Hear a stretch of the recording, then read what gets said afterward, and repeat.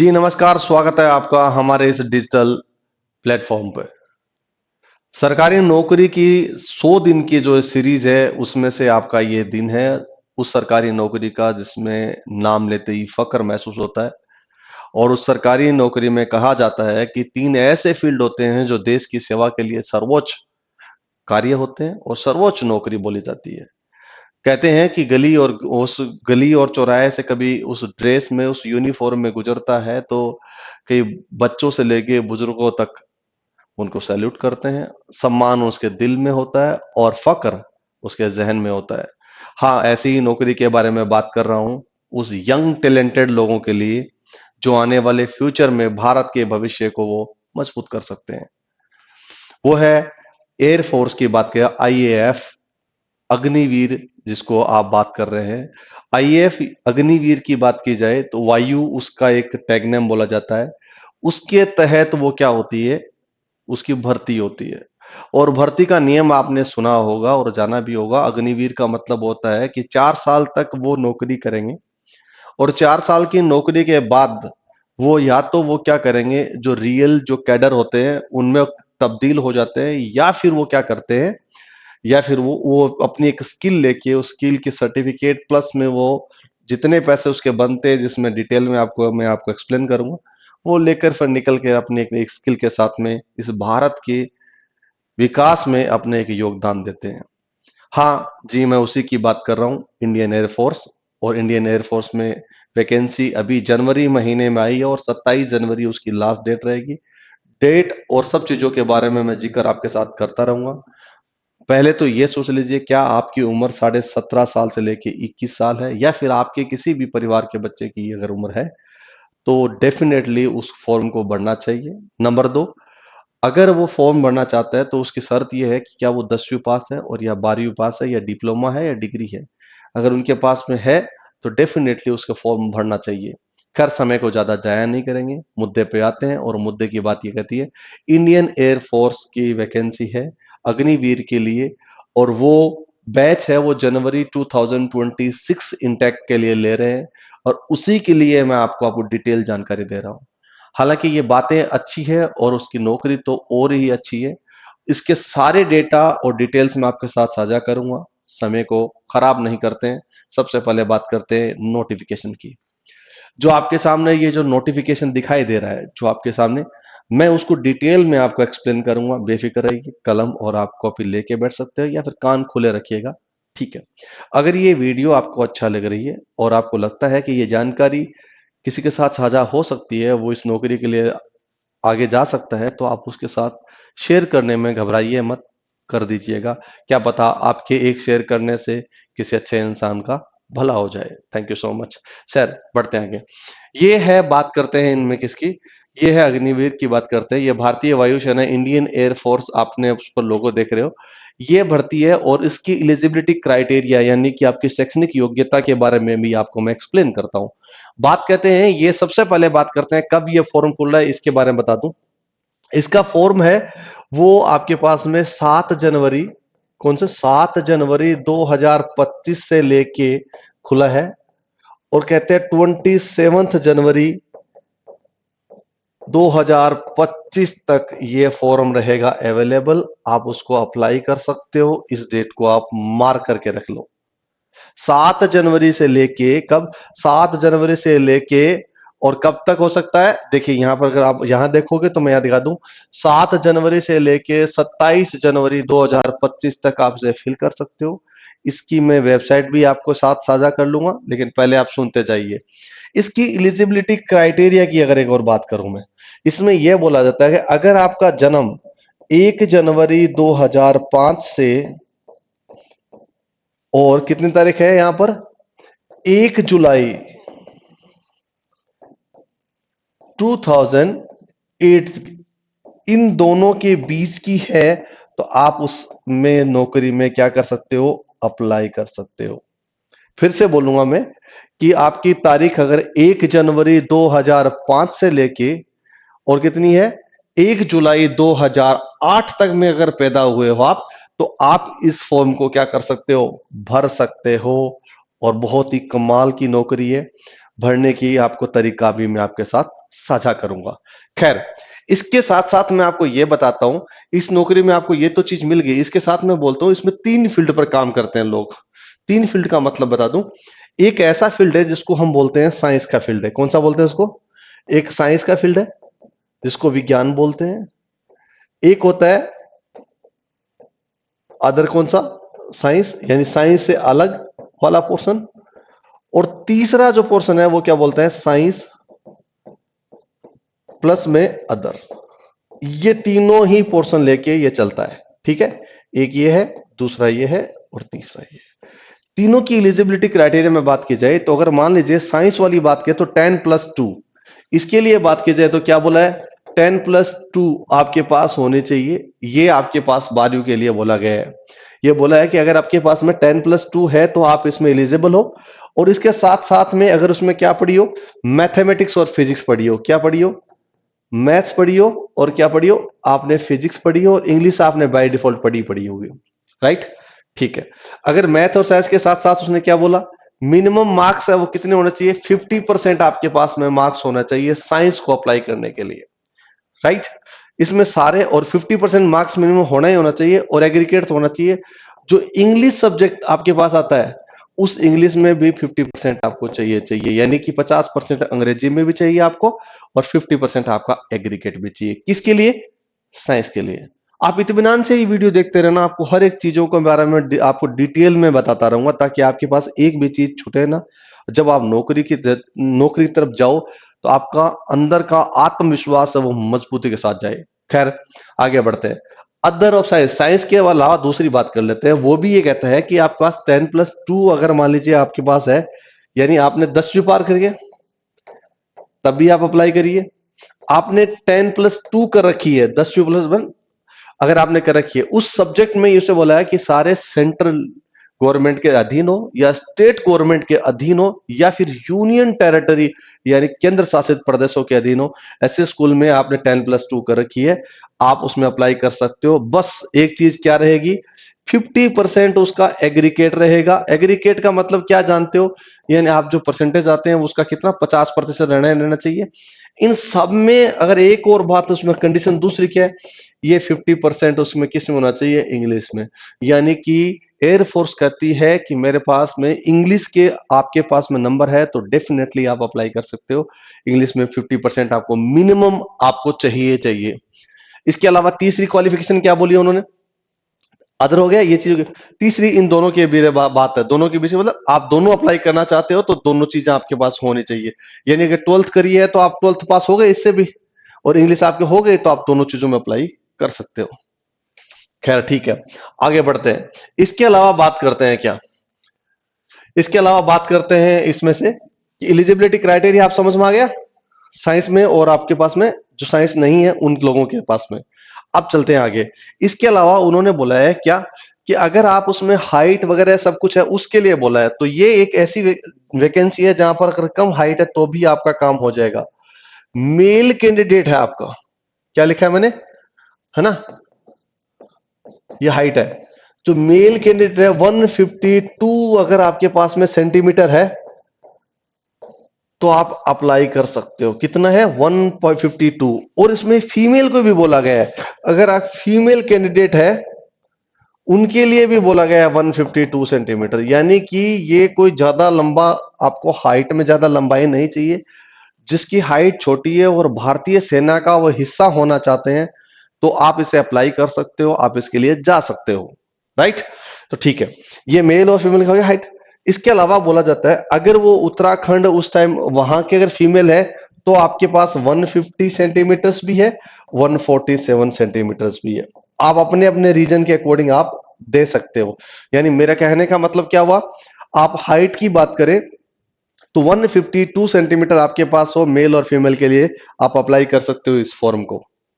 चलिए आगे बढ़ते हैं। हाइट हो गई है, इस हाइट के अलावा बात करते हैं जिसको ऊंचाई, ऊंचाई के बाद में बात करते हैं किसकी? Wait. Wait Indian air force के अपने अकॉर्डिंग होगी। आप ओवर वेटेड हो तो उसके नियमावली के अकॉर्डिंग आपको तय करेगा, उसके अकॉर्डिंग आपको बोला जाएगा। आपकी हाइट जिसको बोल रहे हैं बॉडी मास इंडेक्स होती है, उसके लिए बोला जाता है आपकी हाइट कितनी है, आपकी उसके अकॉर्डिंग आपकी बॉडी मास उसके बोला जाएगा, उसका वेट बताया जाएगा। खैर, चेस्ट होता है, चेस्ट में ये बोला गया है, अगर बात की जाए, हाँ तो मैं यही लिख देता हूं। अगर मैं चेस्ट की कंडीशन बोल देता हूं मेल के लिए, मेल की कंडीशन में क्या बोलता है, 77 सेंटीमीटर चेस्ट होना चाहिए, और उसका क्या करना पड़ेगा, अगर आप सांस भरोगे तो उसमें कितनी से प्लस में 5 सेंटीमीटर बढ़ा देना चाहिए। मेल में क्या है 77। अगर आप मान लीजिए अग्निवीर आप आर्मी में जाना चाहते हो तो 82 प्लस में 5 मांगते हैं, लेकिन इंडियन एयरफोर्स 77 मांग रही है, और प्लस में 5 सेंटीमीटर आपको फुलाना पड़ेगा। एज इट इज अगर फीमेल की बात की जाए, फीमेल के लिए आपको एक ही कंडीशन होती है, 5 सेंटीमीटर आप जब आप उसको सीना फुलाना होगा, यानी आपके सांस लेते हो तो 5 सेंटीमीटर आपका सीना फूलना चाहिए। ये एयरफोर्स की क्या है, गाइडलाइंस है, अपनी इस फिजिकल के लिए बात कर रहा हूं मैं। अब इसके अलावा उन्होंने क्या बोला, इसके अलावा देखिए समझदारी वाली बात बताइए क्या, अगर उसमें है तो डेंट आपके डेंटल मतलब डेंटल कंडीशन का मतलब आपके पास दांत कैसे होने चाहिए, वो कहते हैं उसके मसूड़े होते हैं वो मजबूत होने चाहिए, उनके 14 कॉलम है, उस कॉलम के अकॉर्डिंग आपके होने चाहिए दांत, उसके अकॉर्डिंग ही लिया जाएगा। इसके अलावा एक बात बोलिए क्या, जनरल हेल्थ है वो एकदम बिल्कुल सही होनी चाहिए, आप एकदम बिल्कुल फिट एंड फाइन होना चाहिए, कोई आपको ऐसी बीमारी नहीं होनी चाहिए जो मतलब उनकी गाइडलाइंस के अकॉर्डिंग नहीं आते हैं। इसके अलावा एक चीज और बोला गया है क्या, इसके अलावा क्या है, अगर मान लीजिए कोई भी फीमेल कैंडिडेट अप्लाई करते हैं और वो प्रेग्नेंट है, अगर वो फीमेल कैंडिडेट अप्लाई करते हैं और वो प्रेग्नेंट है तो वो डिसक्वालीफाई माना जाएगा, यानी कि डिसक्वालीफाई कर दिया जाएगा। अगर आप नौकरी के लिए जा रहे हो और आपका नंबर भी वहां दौड़ भी आ जाती है तो आपको डिसक्वालीफाई कर दिया जाएगा। खैर, इसके अलावा उसने आई वाली जगह बॉडी हो गया। हाँ, एक और कमाल की बात, कोई जो इंसान अपने आप को जो बॉडी पर टेटू अगर बना के घूमते हैं तो उनके लिए बोला जाता है ये पहले से ही कट हो जाता है कि इंडियन एयरफोर्स आपको नहीं लेगी, क्योंकि आप बॉडी पर आपने टेटू लगा रखे हैं तो आप ये नहीं कर सकते। इसलिए अगर आपके पास है टेटू तो आप रिमूव करवा लीजिए, एकदम शून्य करवा लीजिए, अगर है तो आप अप्लाई नहीं कर सकते। खैर, इसके अलावा उन्होंने ये चीजें बोली गई है। अब आपको चीजें बताता हूं, ये सारी नौकरी उसके अकॉर्डिंग है, मैं उसका थोड़ा सा एक डिटेल बताता हूं।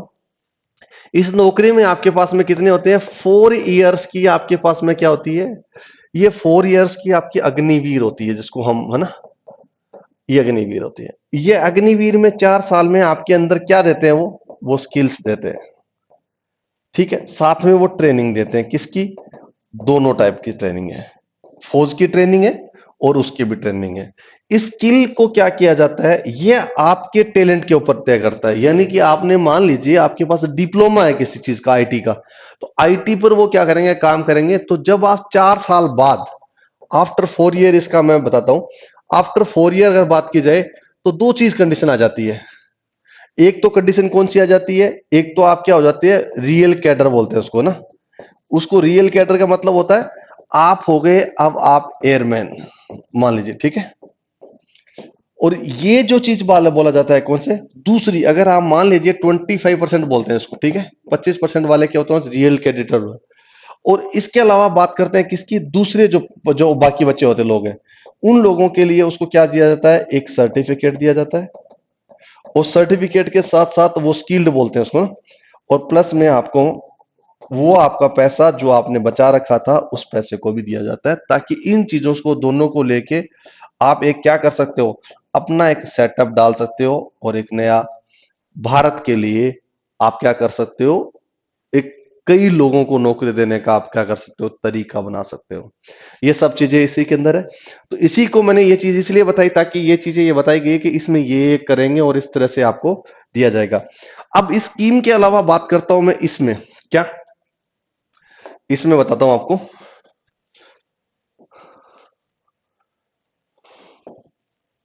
चलिए ठीक है, समय को जाया नहीं करेंगे, मुद्दे पे आते हैं क्या। अगर आपके पास मन में ये रहता है कि मुझे कितना पैसा मिलेगा और कितना कैसा होगा, तो मैं आपको डिटेल में थोड़ा सा एक्सप्लेन कर देता हूं। डिटेल में एक्सप्लेन करने का मतलब क्या हुआ, ये रहा मेरे पास लिखा हो, ठीक है, ये खोल दिया मैंने।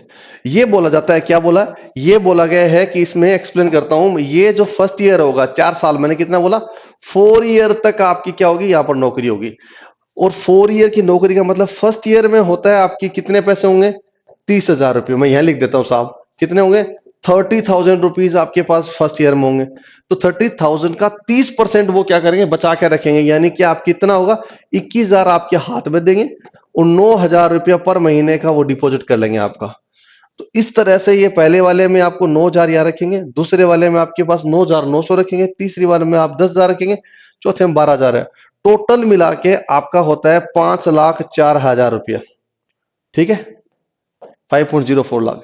और सरकार कहती है जब आप नौकरी छोड़ते हो, अगली बार रियल कैडर नहीं होते और आप नौकरी को क्या कर 4 साल बाद जाते हो, तो 5.04 लाख रुपीज कौन दे? सरकार देती है। यानी कि 10.08 लाख रुपीज आपको क्या मिलता है? सरकार की तरफ से मिलते हैं। इवन आप लोन वगैरह जितने सारे उस सर्टिफिकेट के तहत आपको तुरंत का तुरंत मिल जाता है। ये है अग्निवीर की युवा इंडियन एयरफोर्स की क्या है? नौकरी। चलिए आगे बढ़ते हैं। इसके अलावा बात कीजिए तो अगर हाँ, एक और बात बोलूं मैं आपको, बहुत इंपॉर्टेंट बात है। इसमें आपकी इंश्योरेंस वगैरह सब कुछ होती है। अगर आपके पास कुछ भी हो जाता है इन केस ऑफ कंडीशन, मान लीजिए उस नौकरी के दौरान आपको कहीं कहीं आप नौकरी कर रहे हैं और वहां पर आपका क्या होगा? आप पेट्रोइट हो गए, आप शहीद हो गए हो, तो आपको मिलेंगे 48 लाख रुपीज, ये मिलेंगे। प्लस में 47 लाख रुपीज एक मिलेंगे और प्लस में ये 10.04 लाख रुपीज ये अलग मिलेंगे। ये है अगर आप इसमें हो जाते हो तो। इसकी अलग अलग टर्म्स एंड कंडीशंस है, उसको भी आप देखते रहना।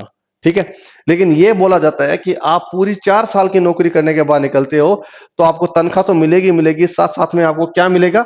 आपको 10.8 लाख रुपीज क्या मिलेंगे?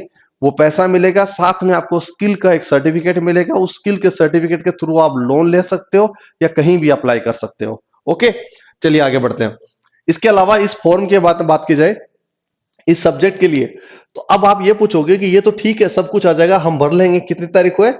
मैंने बोला आपको 1 तारीख से लेके कब तक है? 1 तारीख से लेके सॉरी 7 तारीख से लेके कब तक है? 27 तारीख तक। अब ये उसने कैटेगरी बोली है साइंस वाले के लिए। अगर साइंस वाले के लिए अप्लाई करते हो तो आपको कोई भी, आप ऑनलाइन क्या करोगे? पहले अप्लाई करोगे, जिसको मैं आपको एक्सप्लेन कर दूंगा अभी। ऑनलाइन जैसे ही अप्लाई हो जाता है, उसके बाद में आपका क्या होगा? आपका पेपर होगा। आपका क्या होगा? एग्जाम लिख देता हूं, ठीक है। आपका क्या होगा? एग्जाम होगा। उस एग्जाम के बाद में आपका क्या होगा? मेरिट आएगी। और फिर उसके बाद में क्या होगा? फिजिकल टेस्ट होगा। और फिर उसके बाद क्या होगा? मेडिकल होगा।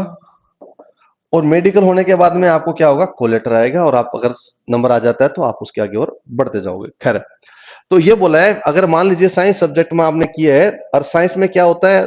पेपर आता है साइंस का, कौन से वाला? जो ऑनलाइन टेस्ट की बात कर लेते हैं। अगर साइंस की बात की जाए तो उसमें आता है कौन? फिजिक्स आती है। 10+2 लेवल कौन सा है? 10+2 सीबीएसई लेवल।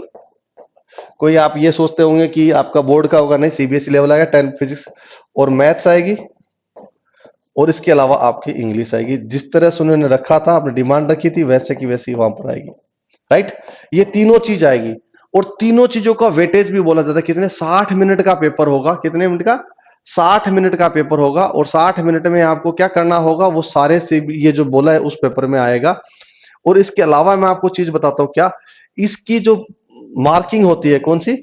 इसकी जो मार्किंग होती है वो आपके पास में बोला जाता है नेगेटिव मार्किंग 0.25% होती है। यानी कि आपके पास में नकारात्मक क्या होगी? 0.25, यानी कि एक क्वेश्चन सही होगा। तीन, अगर मान लीजिए 4 क्वेश्चन आपके गलत हुए तो एक क्वेश्चन सही है, वो आपका कट जाएगा। और ये जो आपका राइट मार्क है वो कौन सा है? 1 मार्क है। ठीक है, 1 मार्क आपको प्लस में मिलेगा कब? आपका सही होगा। नेगेटिव मार्किंग बोले तो आपके पास में कितना होगा? इसको हम ये बोलते हैं ना कि 1/4 ऐसा बोलते हैं। ठीक है, 1/4 0 यानी कि 4 क्वेश्चन गलत होंगे तो आपका एक सही है वो ही कट जाएगा। ये इसकी मार्किंग होगी। एज इट इज उसके बाद में अगर मान लीजिए साइंस के अलावा बात की जाए, कौन सी? ये तो साइंस का पैटर्न आ गया।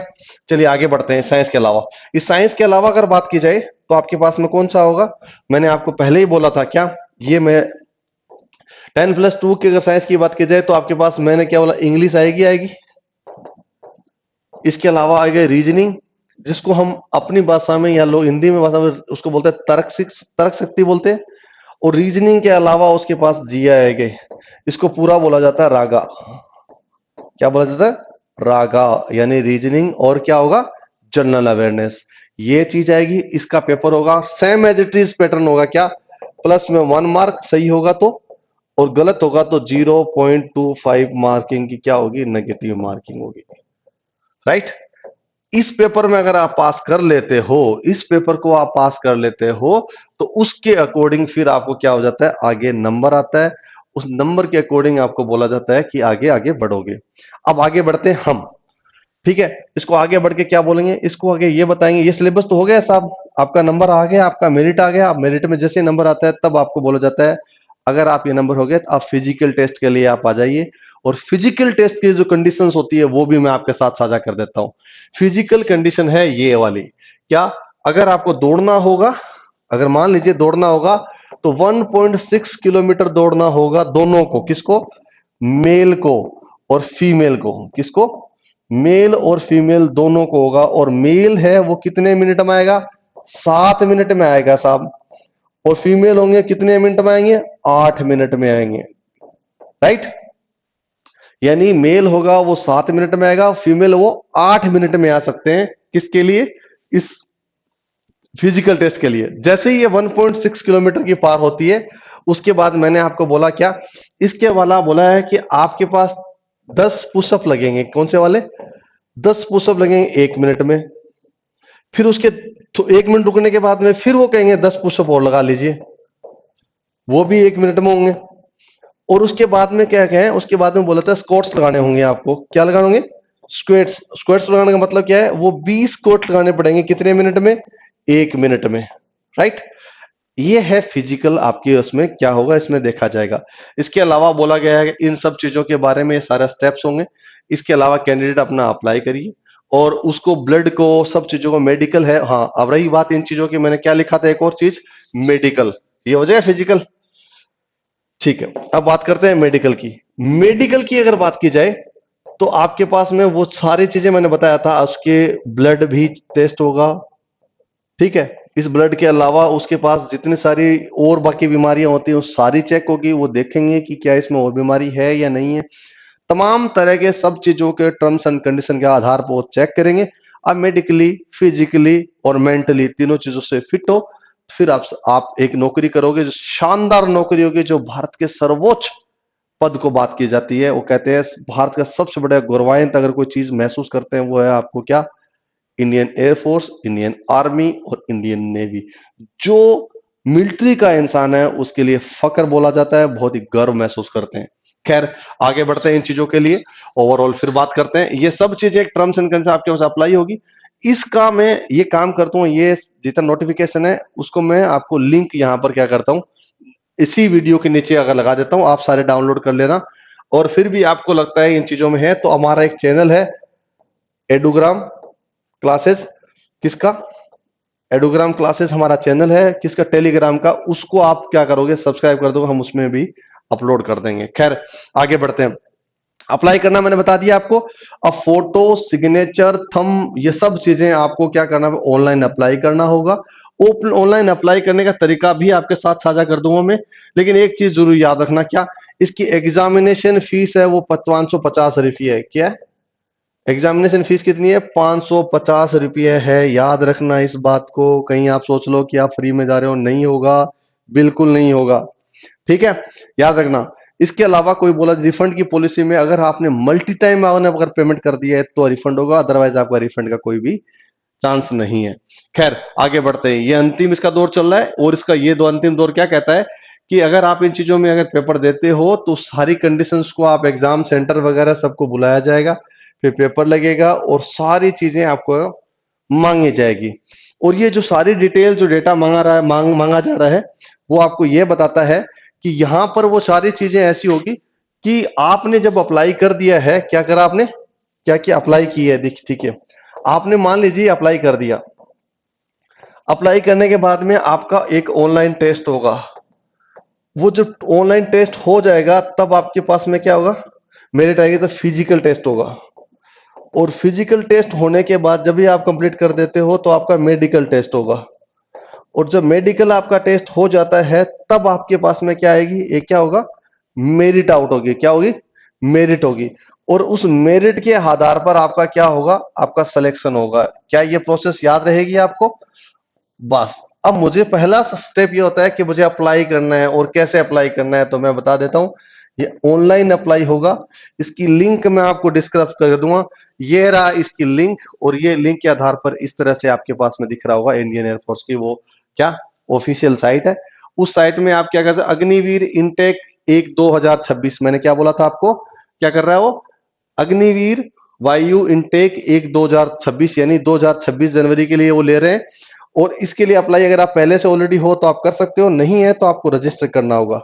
जैसे आप रजिस्टर करते हो आपके पास आता है रजिस्टर विद डिजी लॉकर, यानी आपके पास डिजी लॉकर में क्या है, आपका आधार कार्ड है, आपका पैन कार्ड है आपके पास, और क्या होगा इसके अलावा डिजी लॉकर में आपके पास में क्या होगा, 10वीं की मार्कशीट होगी, 12वीं की मार्कशीट होगी, या फिर और बाकी तमाम सारी चीजें रजिस्टर होती है। तो आप डिजी लॉकर के थ्रू भी आप कर सकते हो, create an account and DigiLocker register, यानी कि आप अकाउंट को क्या कर सकते हो, क्रिएट कर सकते हो किसमें, डिजी लॉकर में। ठीक है, इसको थ्रू जा सकते हो, या फिर रजिस्टर आप डायरेक्टली आप कर सकते हो। तो आपको मैं सलाह देता हूं, आपको डिजी लॉकर में ही आपको करना चाहिए। अगर आपको डिजी लॉकर नहीं आता है तो किसी की हेल्प लेके डिजी लॉकर में आपकी सारी मार्कशीट वगैरह डाल दीजिए, वहां से सीधा डायरेक्टली आप अप्लाई कर सकते हो। जैसे ही आप अकाउंट कर लेते हो उसके बाद में आपका काम हो जाएगा। अगर नहीं होता तो क्रिएट ए डिजी लॉकर या रजिस्टर करोगे तो उसके बाद आपका अकाउंट हो जाएगा। करेक्ट, चलिए ठीक है। इसमें अप्लाई करके आप सीधा डायरेक्टली जा सकते हो। अब मैं बात करता हूं अंतिम, और यह अंतिम मेरी यही बात रहेगी। इंडियन एयरफोर्स आपको देती है ये सबसे बेहतरीन सर्विस के लिए ये नौकरी शुरुआत करती है पूरे 100% बच्चों के साथ में। 25% वो रियल कैडर बचते हैं जिसमें वो चीजें होती है जो आगे जाकर फ्यूचर में क्या करेंगे, इंडियन एयरफोर्स के रियल कैडर बनते हैं। जो 75% लोग बचे होते हैं उनके पास स्किल प्लस पैसा दोनों मिलता है। यानी कि हम अगर इस एज में हम चाहते हैं कि अगर उसमें जाएं और हमारे पास एक टैलेंट हो, और हमारे पास एक स्किल हो, और हमारे पास पैसे हो, और हमें लोग बहुत ही इज्जत की नजर से देखें, और बहुत सम्माननीय जॉब है, तो आप अप्लाई करिए इंडियन एयरफोर्स के लिए। आप जाइए और पढ़ाई करिए। और पढ़ाई करने के लिए मैंने आपको चीजें बता दी, आपको क्या क्या पढ़ना होगा। अगर साइंस वाले बच्चे हैं उनको 12th के बेस में, सीबीएसई बेस पे वो ना, वो फिजिक्स मैथ और इंग्लिश तीनों पढ़नी पड़ेगी। अगर आप आर्ट्स के बच्चे हो या बाकी और अदर स्ट्रीम के बच्चे हो तो आपको पढ़ना पड़ेगी इंग्लिश 12th बेस में, प्लस में इसके साथ साथ में होगा क्या, जनरल अवेयरनेस और रीजनिंग की आपके पास होगी क्या, पेपर होगा। इनमें अगर पास करते हो तो फिर उसके बाद आप नौकरी आपसे दूर नहीं है। इसके बाद मैं अंतिम में यही बात मैं करूंगा कि जब भी ये नौकरी आप ले लेते हो तो आपको समाज बहुत ही कमाल की नजर से देखता है। और बाकी इन चीजों में आप अच्छी तरह से जानते हो, आप लोग उन सेनानियों को, उन वीरों को किस तरह से देखते हो, आप बहुत बेहतर जानते हो। मेरा काम यह था कि आपको ये नौकरी के बारे में बताना। मौका है, चूकना मत। हर साल ये हर इंटेक के लिए वैकेंसी आती है, आप अप्लाई कर सकते हो। Thank you so much. जय हिंद, जय भारत। फिर मिलेंगे।